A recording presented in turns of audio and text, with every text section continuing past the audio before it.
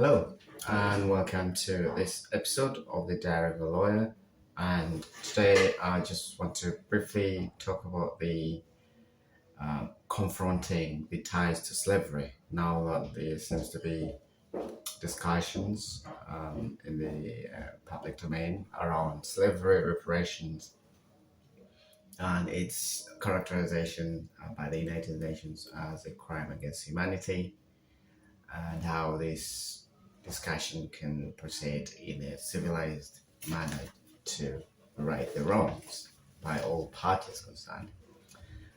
And in confronting that ties to slavery, the Guardian seems to be at the forefront and, just in certain respects, coming clean.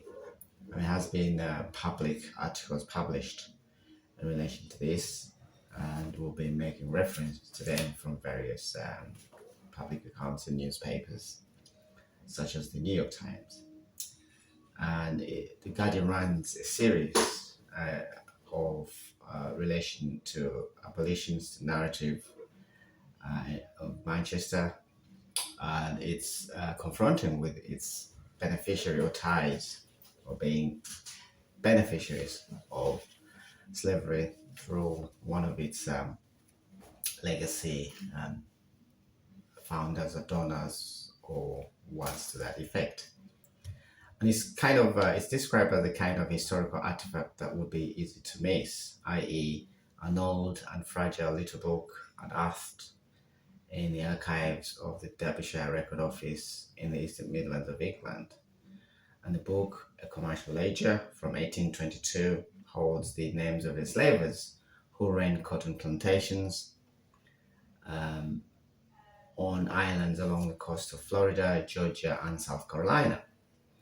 And on one of the browning pages, someone inked a name of the company buying that cotton, Shuttleworth, Taylor and Co., reports the newspaper, and which I'm referring to sort of directly in its description. And it says that Cassandra Gupta, a postdoctoral research fellow at the University of Hull, found that the farm and had been hunting for any trace of it for 5 months. The tailor in question was apparently none other than John Edward Taylor, founder of the Manchester Guardian, now known simply as the Guardian, which is one of the most prominent progressive newspapers in Britain for more than 2 centuries. And Miss Gupta's efforts had been commissioned by the Guardian itself, and her findings were the foundation of a somber series characterized as quote-unquote cotton capital, how slavery changed the Guardian, Britain and the world. And the project includes video essays by historians, portraits by leading black artists, a podcast and a newsletter. And the project looks beyond Taylor and into the original investors of the newspaper, 9 of whom, research apparently reveals, profited from the slavery economy, and also deep dives into the history of the people who were enslaved, as I mentioned earlier. And I think in their own words, they say that they were originally told by the historians that it was unlikely they would learn a lot of details about the plantations themselves, aside from broad sense of the geographical area, says Maya Worf-Robinson, the editor of Cotton Capital on The Guardian. She goes on to say that these links to the Sea Islands and a plantation in Jamaica were discovered, and at that point there was a realization, there was an opportunity to use all the journalistic tools. And so the Guardian carried on, and the project is one of the most thorough and public of the reckonings underway in relation to in relation to the process which is in the public discourse, which many argue is long overdue in terms of the gruesome history of slavery and its past. Now, many countries, including Britain and the United States, are still grappling with the accounts of slavery and the story that lags behind bitter and highly polarized debates over affirmative action, relation to police, wealth inequality, and even which books are stocked in high school and libraries, especially in the United States. But in the United States, they argue that what isn't up for serious discussion is that a huge number of Americans benefited from enslaving other Americans. And the academics say many people have only in Europe have only recently learned how many towns, fathers, and aristocrats got rich from slavery. Though, and Spain, although it came later to trade, its rivals, Spain and Portugal, by the 18th century, were also participants. And the issue, which is covered in The Guardian, also follows the context in which the other issue of Black Lives Matter during the lockdown came into the public domain, which followed apologies and to some extent backlash around the issues. Now, the Guardian's Cotton Capital series, provoked glee among some of the newspapers, according to the New York Times, and ideological opponents, and had its share of critics too. Some historians, through the effort, well, they say it was both commendable but a little late. But others praised discoveries like John Edwards Taylor's slave trade links, but argued that Manchester's roots in slavery were well known, making the series feel a bit like a gratuitous smear. But actually, many locals say that they learned plenty about Manchester's abolition leanings whilst growing up. And everyone, it seems, knows that during the US Civil War, a group of mill laborers gathered at a place called Free Trade Hall to draft a letter to President Abraham Lincoln saying, in essence, we stand with you even though the blockade imposing goods from the Confederacy had caused mills in the city to shut down, inducing what became known there as the Cotton Famine. And the president was touched enough to write back, that is Abraham Lincoln, saying, under the circumstances, I cannot regard your decisive utterances upon the question as an instance of sublime Christian heroism, which has not been surpassed in any age or in any country. Of course, there's a statue of Lincoln in the middle of Manchester today, with words of the late on a plague on the pedestal. And so today, the Royal Exchange Theatre, which sits like an oversized lunar, description by the paper, space module in the middle of the ground floor. And the only hint of the exchange routes in slavery is a recent addition, a poem titled Holding Space, that was written by Keisha Thompson, a 33-year-old Mancunian and Manchester resident, as Manchester residents know it. And it's printed on a large canvas and hangs on two sides of the afterwards. Hold up, the poem starts, this is not your normal exchange. And on one recent afternoon, Miss Thompson stood near her poem amid the seats in a cafe beside the theatre where ticket holders were milling around before the start of the show. And when she was growing up here, she said, her father told her about the horrors of the Transatlantic slave trade, something a few of her peers knew about because it wasn't discussed in school. Of course, she knew that Manchester's fortune had been made from cotton, and there were eventually more than 2,400 mills in the area, turning Manchester into the world's first industrial city and earning it the nickname Cotton Polis. But somehow, the paper goes on to say, that only later did the obvious become clear that much of the cotton milled in the city had been picked by slaves.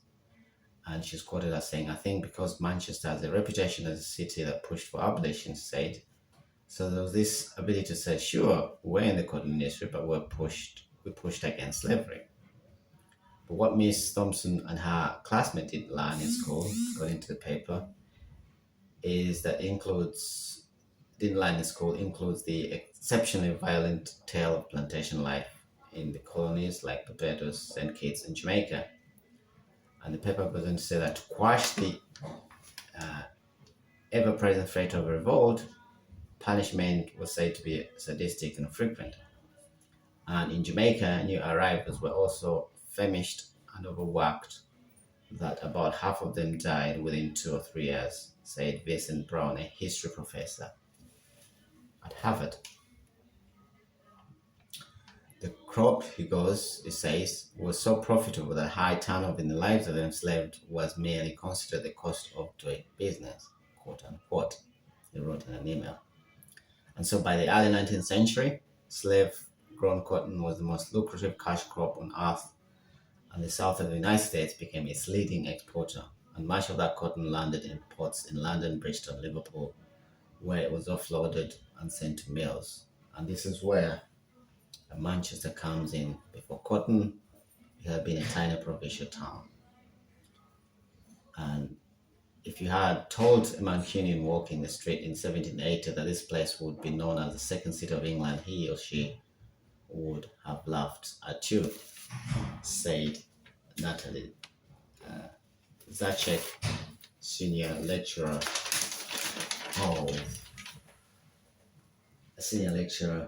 of the American history at the University of Manchester. Cotton made everything possible here, it goes on to say, but some of the mills are now just tourist attractions. But also, for example, one such attraction opened in 1784 by an Irish immigrant, Samuel George, was staffed by largely children who worked 12-hour shifts, 6 days a week, and were not paid unless they put in overtime. And the other displays, such as the one-page inventory from Greg's plantation in the West Indies, which itemizes 146 quote-unquote Negroes above a list of livestock, including mule, cows, and oxen. And it's described as a blunt record of people as objects, and it's very dehumanizing and hard for people to see. Say Katie Taylor of the National Trust, which owns the mill. But she goes on to say, but it's their responsibility to present the family as openly and honestly as they can. And so the presentation at Quarry Bank is far darker, which is another attraction today that it was when generations of school children made trips in the past. Mr. Draper, the author and historian, said, this spirit of self-examination and candor was becoming a culture norm. He's quoted as saying, that's not because of external pressure, but it's because employees are saying we can't go any longer in this spirit of willful denial and ignorance. Now, in sort of summary, the paper concludes that the Scott Trust, which owns the Guardian, said it expected to invest more than $10 million or $12.8 million US dollars in descendant communities linked to the founders. And the Guardian's editor-in-chief, Catherine Viner, apologized on the newspaper's behalf in a statement, ruling that our founder and those who funded him drew their wealth from a practice that was a crime against humanity, which is a reference to slavery. However, the paper makes the observation that none of this flatters the Guardian, but Miss Wolf Robinson, the editor of Cotton Capital, say you couldn't choose a version of the past based on how it made you feel. We know the story of the mill workers here who came out in solidarity during the Civil War, she said, but did you know that the Guardian published an editorial that said the election of Lincoln was an evil day, quote unquote? So we're adding information, but they're adding context. And doesn't that paint a fuller picture, she asks? Doesn't that mean we have a richer understanding of our past and therefore our present, she concludes. And so that's sort of a discussion and observation by the New York Times in the ongoing project by the Guardian called the Cotton Capital, or What's That Effect, which essentially chronicles its benefits of slavery from one of its founders. So the conversation continues, and there we shall leave it on this episode of The Dialogue of a Lawyer, and that was one newspaper describing another newspaper's confrontation with its tie to slavery, but in slightly, if you like, a bird's eye view. And there we shall leave it on this episode, Dialogue of a Lawyer, and we shall speak again. Thank you for listening. Bye.